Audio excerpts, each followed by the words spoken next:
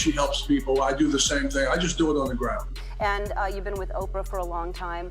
And I think that relationships are difficult. Reason why is because they gathered so much evidence. Was supposedly they gathered so many videos and laptops and also electronic devices. Friend in your head, Oprah Winfrey. Yeah, best friend forever. Yes, Yeah. her man, Stedman Graham, wrote a book called Identity Leadership. Okay.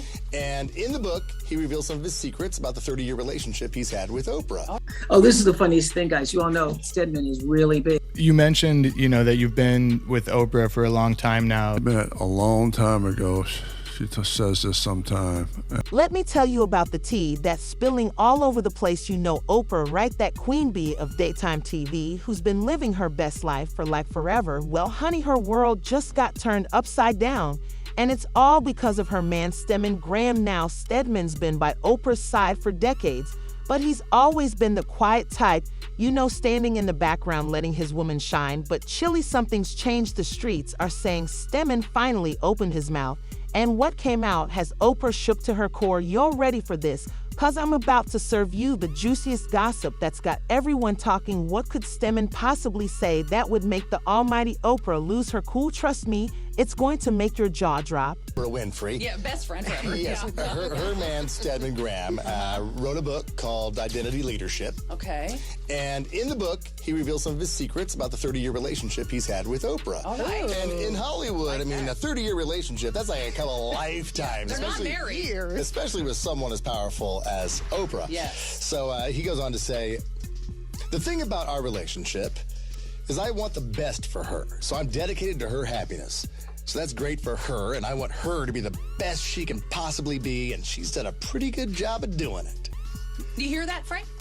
You hear that? That's how you're supposed to talk to a significant other or a spouse. You want what's best for her. You want her to be happy. That is wonderful, Stedman, but this is so passive-aggressive because then he goes on to say this. Oh. For me, I've been able to find my own happiness. Like, nobody's helping him find his happiness. He's helping Oprah find all hers. He's finding his own happiness. You're reading into that too much. No, he goes on. For me, I've been able to find my own happiness and develop my own skills, my own talents, my own abilities, and I'm satisfied with that. So the combination, when you have a good partner that's able to self-actualize their potential and you're able to self-actualize yours, 1 and 1 equals about 6. Oh! The only thing you don't see there are the tears on the paper. It sounds like Oprah's absence made him stronger. Or maybe to make him happy, she gets home from her powerful day and looks at him and goes, "You get a BJ, Girl, let me tell you, the tea is so hot, it's practically boiling over. So picture this Stedman, Oprah's man, for like a million years, suddenly decides to spill the beans on national TV. Can you believe it? The man who's been quieter than a mouse in church all these years just up and decided to start talking now. The streets are saying Stedman showed up on this late night talk show, look all dapper and mysterious. The host starts asking him about his life with Oprah. The usual boring stuff. But then chilly things took a turn. Stedman starts talking about how life with Oprah ain't all it's cracked up to be. He's there cool as a cucumber, telling the whole world that living with Oprah is like being in a circus 24/7. Can you imagine? He's saying stuff like, it's not easy being with someone who's always in the spotlight. Sometimes I feel like I'm just a prop in her show. But wait, it gets juicier. Stedman starts spilling about how Oprah's always working, always on her phone, always planning the next big thing. He's like, I love her, but sometimes I wonder if she even notices I'm there, girl. I was clutching my pearl. Well, it's knowing how it can empower you and your ideas and where you're going and who you want to become, and not be stuck in just thinking that you're all of that. Right. And you're not, because once you stop playing ball, really not that many people care. Right. So you got to make it work for you, and that's what social media should be doing for everybody, is making it work for you, as opposed to, again, the reverse. So you also wrote, Teens Can Make It Happen, 9 Steps to Success. How does the concept of identity differ for this younger demographic? Well, that's a great question. Again, I go back to how we learn. I'm trying to get a 10-year-old, 11-year-old, 12-year-old young person to understand they have 80 years left. And if they could take those 80 years and learn how to apply everything to what they love and what they're passionate about, what's meaningful in their life, that they really have an opportunity to improve. I mean, you're going to really be successful if you're a better person today than you were yesterday, and you just keep growing, and you're learning, and you're a lifelong learner, and you're a reader. You keep reading all the time, and you're focusing on setting goals, and you understand the process of success and how it works, and you're focusing on what you love. And you tie that to business, and you tie that to social media, and you tie that to all those things that will empower you based on what's possible for you, and you have access to a global marketplace. And everything you learn from now on, you can begin to organize it through a cognitive ability to be able to download content that's relevant to your talents, to your skills, and to your passion. If I can get you to understand that at 10 or 11, man, that's a pretty good process for building and designing your own future.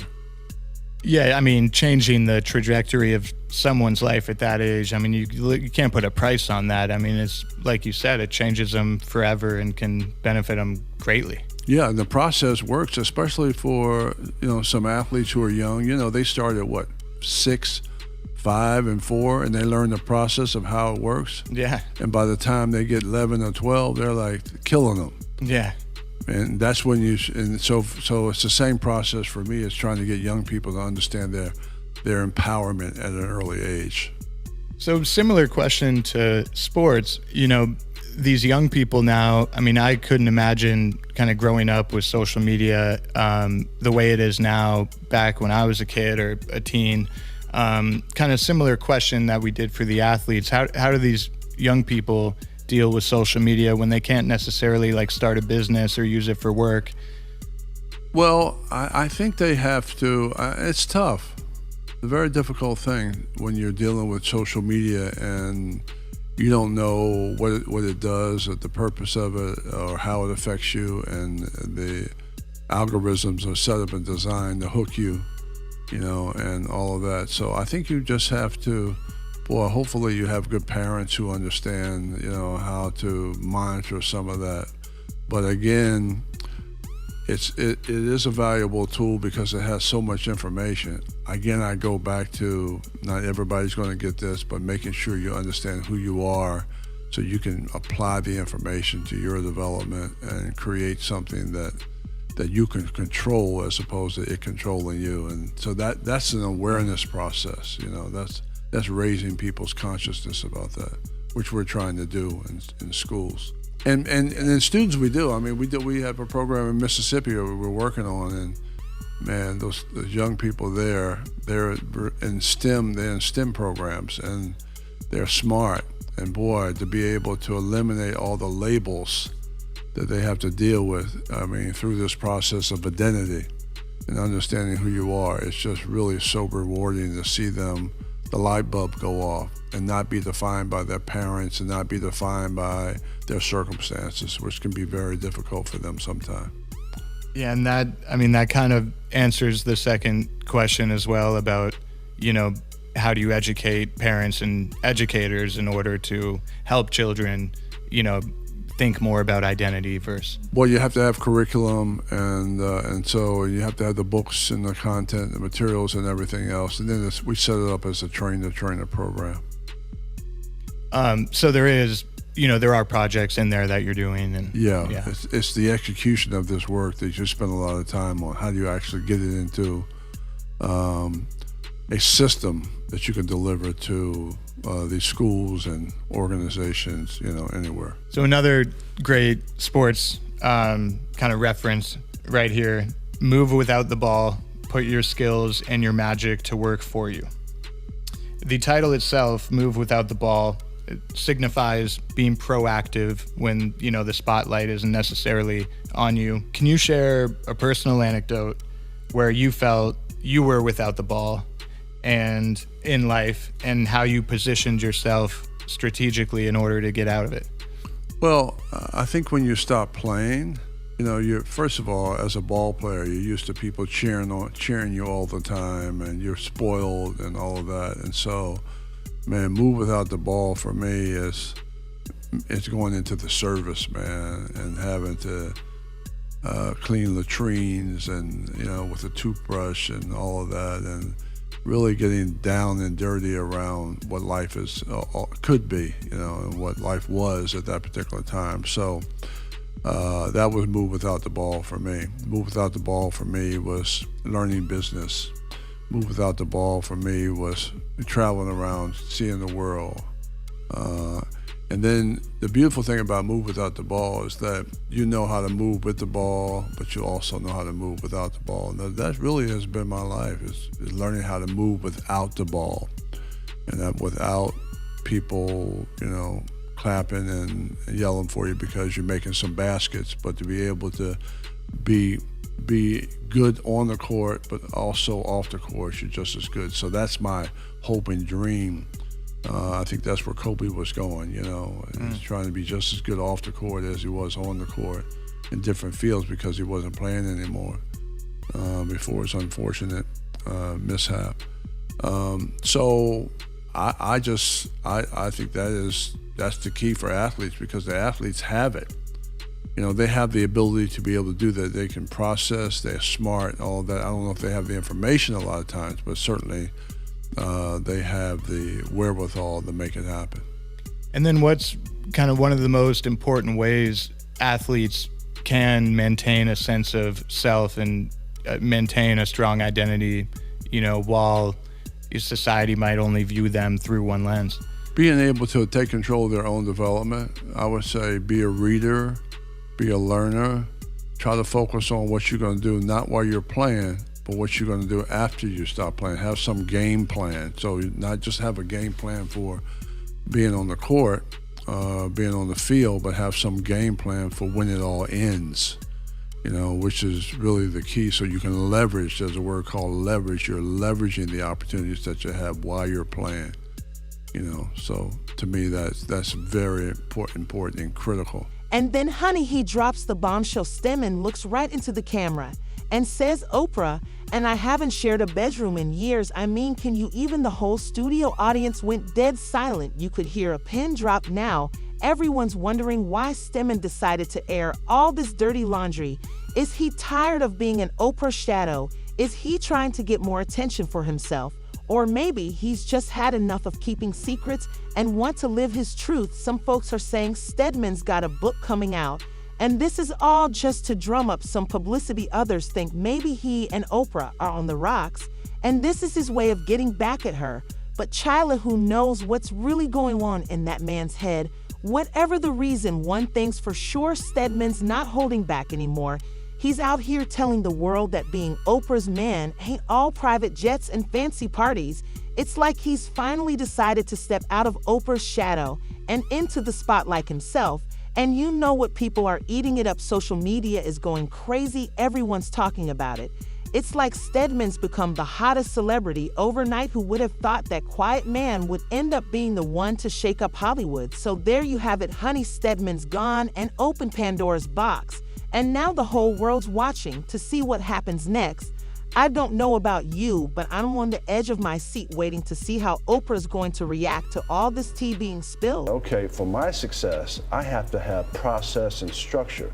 I have to force myself to do that. You also have to live in the moment. So everybody watching this wants Stedman to tell us about his Oprah.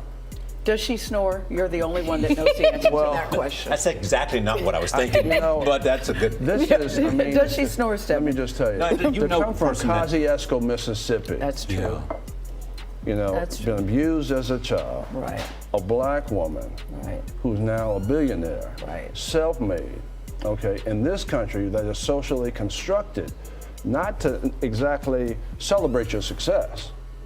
Okay. That's a milestone. And to be a woman on top of that. Right. And so, I mean, this is a person who's been #1 for 25 years. Every book that she put on the show has gone to bestseller. She has her own network. She's from Kosciuszko, Mississippi. And it was not an easy And first it's not an 20 easy years. thing. So, and you talk about someone who has talent, skills, and process, and smart. She's been able to put that together What is to it you get think beyond the labels based on a socially constructed process that tries to keep her down and has kept people down year after year after year after year. And OWN isn't where it wants to be right now, but I'm not counting her out, and I know neither of you. No, it's a process. You can't just come in and create an organization or build a company in 6 months. That's right. You got to put your voice in it. You got to work on shows. So she'll be fine. Great to have you here. As you put in here, progress begins one step at a time. One step at a time. So we'll take the first step this morning. Stedman First Graham. step is understand who you are. Girl, you thought Stedman spilling the tea was wild. Just wait till you hear about Oprah's reaction. The queen of daytime TV ain't known for losing her cool, but honey, this time she went off. So picture this: Oprah's chilling at home, probably sipping on some fancy tea and living her best life when her phone starts blowing up. Everyone and their mama is calling to tell her about Stedman's little chat on national TV. At first, she's like, nah, y'all must be tripping, my Stedman would never. But then she sees the clips, and Chyla, that's when the storm hit. The streets are saying Oprah lost it like we've never seen before. We're talking full-on Hollywood diva meltdown. Sources close to her are spilling that she was screaming so loud the neighbors thought World War II had started in her living room. Now we all know Oprah as this sea-collected queen who's always got it together. But this time, honey, she was throwing things, cussing up a storm, and threatening to end Stedman's whole career. It's like all those years of keeping it cool just exploded at once. Some folks are saying she was yelling stuff like, after all I've done for him, this is how he repays me, and I made him, and I can break him. Girl, can you even imagine Oprah talking like that? It's like seeing your grandma at the club. Just doesn't compute. To be able to source the resources of the world through having a vision bigger than your circumstances, okay? To be able to plan it out, work every single day. You got to be a hard worker, okay? To have a strong value system, right? And to be able to focus on those barriers of success that hold you back, building a team, being able to, again, source content by organizing information. You become a reader and creating a lifestyle around that. So again, I go back to the power versus the powerless.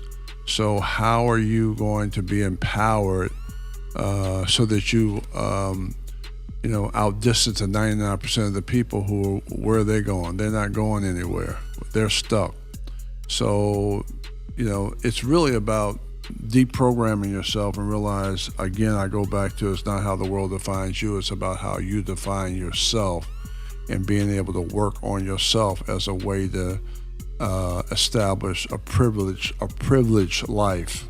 So last social media question, I promise, but I thought this was, very applicable to the book of, you mentioned labels are distorting our view of the world and our place in it.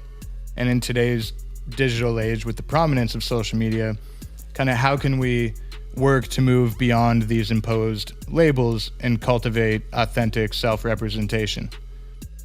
I don't know how you do it unless you have an identity. Yeah. I don't know how you do it unless you're focusing on what you're doing, which is to find out who you are, working on that every day, right? Because it takes a while, and figure out what you do well, and to do it over and over and over to where you become an expert in your field, so that you can outdistance everybody else who are doing what? What are they doing? They're not going anywhere for the most part because they're stuck in a mindset. And so, again, when you start to change the learning system around where everything becomes relevant to building value, then you're not stuck in that box. You're able to not be defined by the labels or how other people see you, but the only thing that's important, because I use this in my own life, not being defined by labels, and people try to put me in a box, and especially me, and in regards to my relationship. And so what I try to do is not worry about how other people define me, but how I define myself, and that's what's important. But here's the real tea. Oprah wasn't just mad, she was hurt, like deep down in her soul. Hurt people close to her are saying she felt betrayed, like Stedman had taken their private life and put it on display for the whole world to see. And you know Oprah is all about keeping her private life private the craziest part. This ain't the Oprah we're used to seeing on TV. Where's the woman who tells us to live our best lives? Where's the inspirational queen who lifts everyone up? Looks like even Oprah has her breaking point, and Stedman just found it. Some people are wondering if this is all just for show, like maybe Oprah and Stedman cooked this up to get some attention. But girl, if you ask me, this feels too real. The pain in her voice, the anger in her eyes, that's not something you can fake. So now everyone's waiting to see what Oprah's going to do next. Will she go on TV and spill her own teeth? Will she and Stedman have a public showdown? Or will she try to sweep this all under the rug and pretend it never happened? One thing's for sure, this ain't the last we're going to hear about this drama. Oprah's reaction has got everyone talking. And you know how Hollywood loves a good scandal. It's like watching a real-life soap opera, and we're all here for. So speaking of relationships, how do your theories on identity and success apply to couples in relationships where, you know, you can feel comfortable working on your own identity and your own self, but also being a part of a team? That's beautiful. I mean, you said it. So to be able to be comfortable with yourself, be happy with what you do, doesn't have anything to do with somebody else is doing. So you're not jealous, you're not angry, you're not upset because somebody is, you know, more successful than you or whatever the case may be, because you're happy with yourself.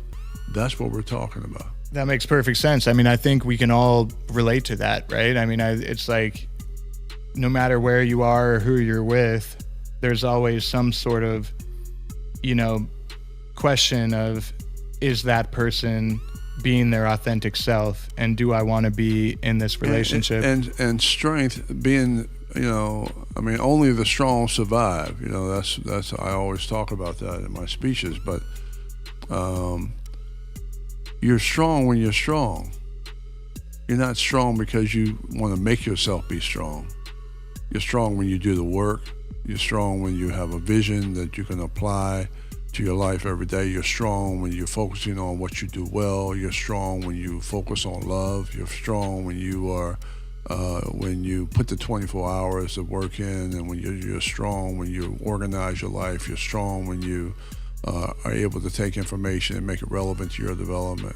You're strong when you work on your weaknesses.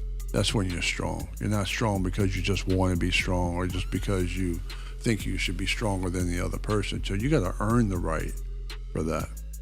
Then have there been examples of, and have you used kind of your own principles of identity with? I couldn't do it. There's no way I could do it or deal with some of the issues I've had to deal with throughout my life without following the 9-step success process. Okay, I follow it. I created it for myself. And what I do is I don't worry about how the world defines me or how other people define me. I work on me. Yeah. I develop me so that the more I have, the more I can give. I can contribute more because I'm working on me and building value in my own life. So it's the value you want to build in your own life, not waiting for somebody to give you that, or having somebody else determine your value. Create your own, build your own opportunities, source your own talents, find out what you do well and work on it, and search for it. And then what will happen, you'll develop this process for continuous improvement, and you'll improve and you'll grow and you'll develop and you'll build, and you're pretty much, you're not your circumstances, you are your possibilities because of the work that you put in. It's the work that you do when you work on yourself. So we're just trying to change this around so that you begin to understand the importance of you and how you can begin to build whatever you want based on. Girl, you thought the drama was over, honey. It's just getting started. The fallout from Stedman's little tell-all and Oprah's meltdown is like a tsunami hitting Hollywood, and everyone's getting wet. Let me tell you, the media's gone absolutely wild. It's like sharks smelling blood in the water. Every news channel, gossip site, and social media platform is blowing up with this story. They're digging up old interviews, analyzing every word Stedman said, and trying to catch a glimpse of Oprah. It's madness, I tell you, and Oprah's friends, child, they don't know which way to turn. Some of them are coming out to defend her, saying stuff like Oprah's always been good to Stedman, and there's two sides to every story, but others, they're suspiciously quiet. Makes you wonder what they really think right now. Let's talk about Oprah's fans. These folks have been ride or die for years, but even they're split. Some are all like Oprah, can do no wrong, while others are side-eyeing her hard. They're asking questions like, is this the real Oprah? And what else has she been hiding? It's like finding out your favorite and's been keeping secrets all along. But here's the really, this mess ain't just about hurt feelings and broken trust, nah. It's hitting Oprah where it really hurts her brand. You know how Oprah is all about living your best life and being your authentic self. Well, now folks are wondering if she's been living a lie this whole time. And then what do you think is the most understood aspect of the identity teachings? Misunderstood? Yeah. That it's easy. Right. It's an easy process to figure out who you are. Because it's ongoing. It never ends. You always have to improve it. You always have to, you go one level, another level, another level, another level in that process. So it's not me just saying it. When I just say it, find out what you love. You got to find out what you don't love. You got to find out what you don't want to do. You got to, focus on it. You got to actually do it. You might have to work in it. You have to break the mold. You have to go back to that. You spend years and years, and sometimes, in some cases, you may never find it because you have nobody to actually show you how to actually do it, which is why I do this work, is to show people the process for how it's done so they at least can start. It may take you 15 years to get to the point where you're really happy about the work that you're doing. Right. It would take you a long time because you got to, look at the work that you do. You got to break this stuff down. This stuff is not easy. Nothing easy about that. You got to show up every day. You got to have a routine. You got to go to meetings. You got to be able to, be creative. You got to have a team to do that. A lot of times, you don't have the wherewithal to have all of that. So you got to build up to that. You got to work on a job you might hate. There's a lot of different pieces, and now you got to deal with social media. You got to deal with all the external world. You got to deal with, work-life balance. You got to deal with family. You got to deal with all of that, and you got to be able to balance all of that. And because identity is such a personal, introspective journey, how do you see it functioning in the context of societal changes and society as a whole? It's a lonely place. Because, you got 99% of the people who pretty much don't have one. And, or they don't really understand the value, or they haven't started working on one, I should say. And so you're like in the minority. You're like a, outside force, and it's lonely at the top, when you're, organizing yourself around people who are thinkers, who are doers, who want to make it happen, who are independent in their development and all of that. So it's not a crowded field for the most part. So when you begin to produce and organize your own thoughts, and folks are out there playing softball and hanging out at the beach, and you're working. Yeah. And when are you working? Will Melman, you're working 24/7 every day. Definitely. And you're thinking about it all the time, right? Yeah. And so that's you got to give up a lot. Sometimes you got to give up your friends and folks and all of that, but it's worthwhile because you control your own destiny. You can create your own opportunities. Yeah, and then it, like you said, it creates that feeling of empowerment and confidence and fulfillment. So let's say, maybe you missed that dinner with the folks, but you go the next time and you have more to talk about and you're excited and you show up more positive because you were working on something you loved, right? There you go. That's it. That's the freedom everybody wants. And everybody, that's why people are they want to work at home. Because when they got a taste of working at home, oh, this is what it's like. I can work at home. I can go outside. I can take a break. I can, do some of the things I want. And they don't want to go back in the office. Right. So that's the freedom we're talking about, is that we have the ability to be able to decide our own schedule and do some of the things we want to do when we want to do them. And that's the freedom that you get. Now, you're going to work at it. You're going to work for that because you got to eat what you kill. Right. And so that's a whole nother ball game. So you mentioned, that you've been with Oprah for a long time now. Yeah. When did you guys first meet? Wow, we met a long time ago. She says this sometime, and a long time ago. And we met at a charity. I knew her 2 years before we actually started going out. And we met over this gentleman's house named Max Robinson, who was an anchor back in the day. And so, we've been together for a long time. It's been great. I mean, I'm so lucky and very fortunate to have a great partner.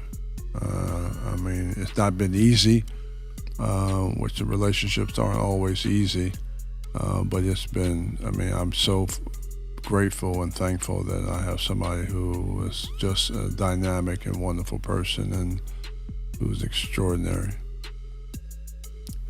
I mean, that's amazing. That's what we all, wish for and hope for sure, is finding that life partner. And yeah.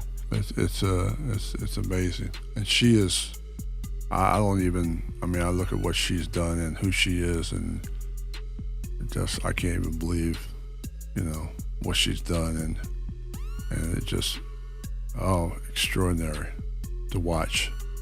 Larger than life, right? It's Incredible mind, beautiful woman. I mean, just, nice to everybody, humble, humility, that kind of thing. So just really strong all the way around. Yeah, that's incredible. So I'd be remiss if I didn't ask you about your writing process as an aspiring writer. Do you spend a lot of time on the outline phase? Do you like to just jump into it? What's your writing process? Well, my writing process is I come up with ideas and I write a lot. And then I may come up with an idea, and what I try to do is solve problems through solutions, of course, and through my writing. I'm kind of in the self-help industry. I'm now in the identity industry. So, I do a lot of writing around that and research around that. And then I have someone help me. I can't do all of the writing myself. And so that works out really well.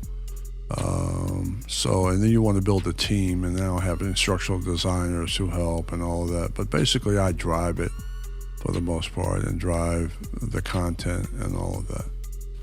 Yeah, that's amazing. Yeah. It's, having so many books out and doing it for so long. I mean, it's obviously impressive is an understatement, but, it's hard writing a book. Yeah. I mean, there's nothing easy about writing a book. So it takes a team of people, and I'm fortunate to have a great agent, and, I've had great publishers, and a team of folks who help. And so, again, it's a process. I can't even believe that I'm still in the game, writing and still speaking, and we just kind of really are just starting. And the identity work, after 30 years of working to try to build this thing, we're just starting to build these systems where we can deliver this content pretty much anywhere in the world. And now we have the internet, which is a blessing. So I'm so fortunate. The streets are saying some of Oprah's business partners are getting nervous. They're worried all this drama might rub off on their products. Can you imagine the Oprah seal of approval used to be like striking gold, but now it might be more like fool's gold. And let's not forget about Oprah's TV network, girl. They're scrambling like eggs on a hot skillet. They're trying to figure out how to spin this mess into something positive. But honey, that's like trying to put lipstick on a pig ain't going to work. Some folks are even saying this could be the end of Oprah's empire.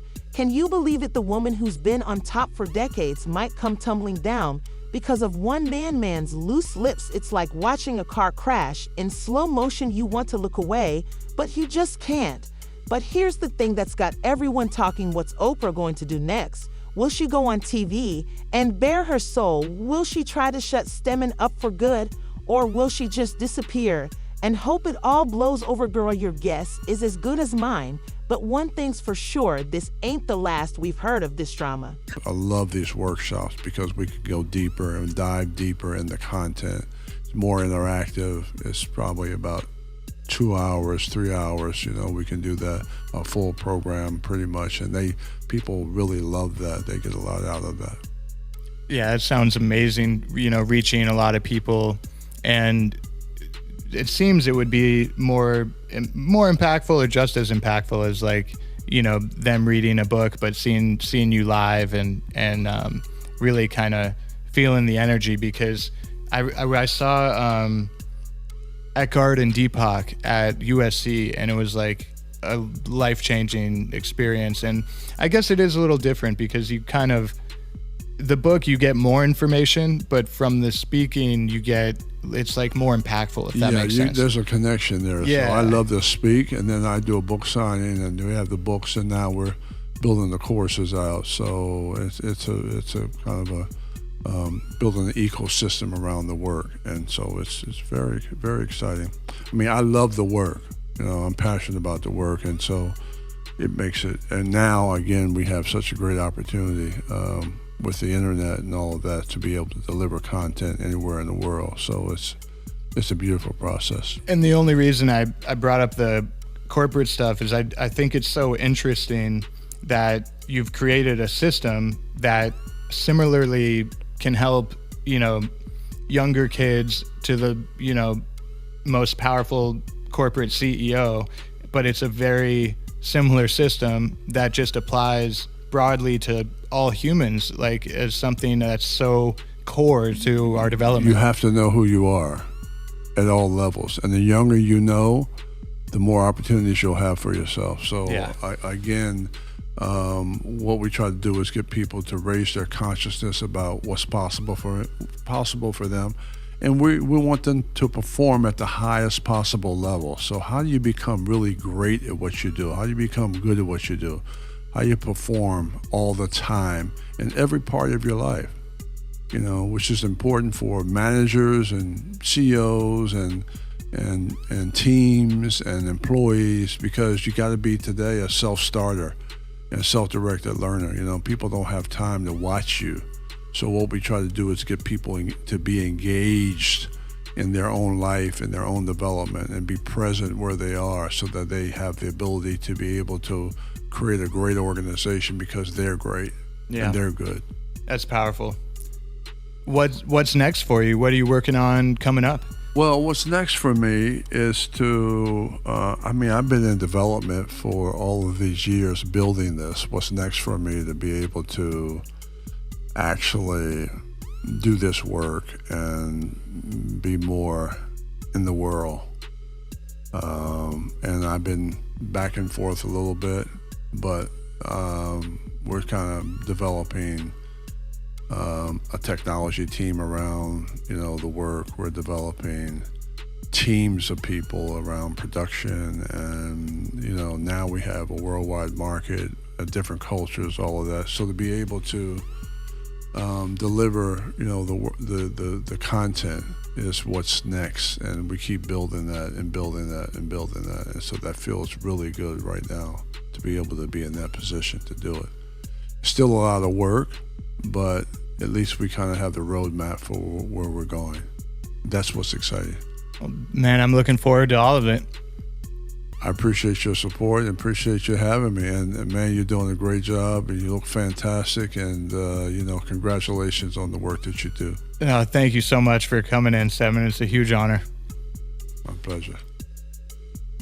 Girl, you thought the tea was hot before. Let me tell you, it's about to get scorching. Everyone's wondering what's next for Oprah and Stedman after this mess. Are they going to kiss and make up, or is this the end of their fairy tale? The streets are saying Oprah's thinking about kicking Stedman to the curb.